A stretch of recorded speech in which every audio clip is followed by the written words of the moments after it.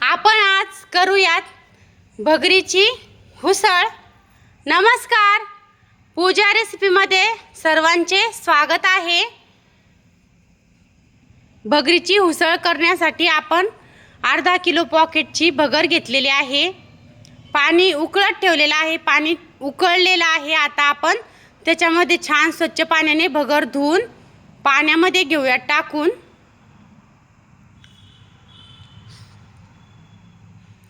स्वच्छ पाण्याने भगर धुवून पाण्यामध्ये सर्व भगर मिक्स करून घेतलेली आहे। आता आपण छान हलवून घेऊयात आणि मंद आचेवर भगरीला छान शिजवून घेऊत।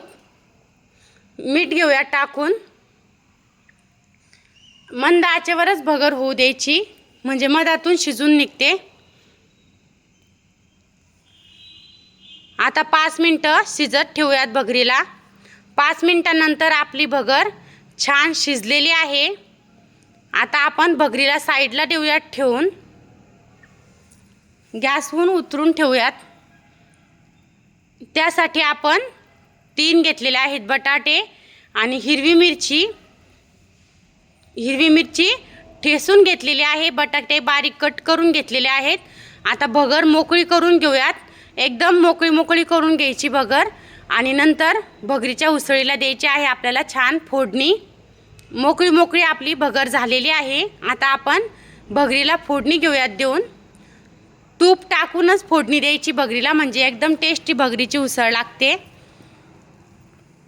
तूप आपण टाकून घेतलेलं आहे। आता बटाट्याच्या काप आपण घेऊयात टाकून। बारीक कापमध्ये बटाट्याच्या काप घ्यायच्या कट करून, म्हणजे छान तुपामध्ये छान भाजल्या जातात। बटाट्याच्या काप भाजलेले आहेत। आता आपण मिरचीची पेस्ट घेऊयात टाकून आणि मिरचीची पेस्ट पण तुपामध्ये छान परतून घेऊयात।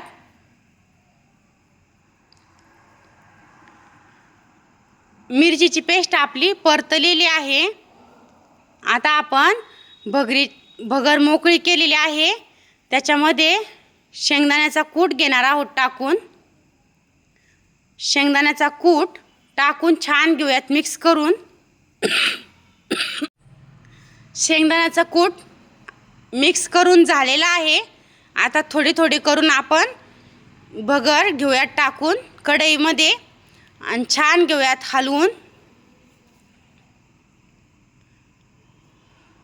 सर्व मोकळी झालेली भगर आपण कढईमध्ये टाकून छान परतून घेणार आहोत। अशा पद्धतीची भगरीची उसळ एकदम टेस्टी लागते, एकदम छान लागते।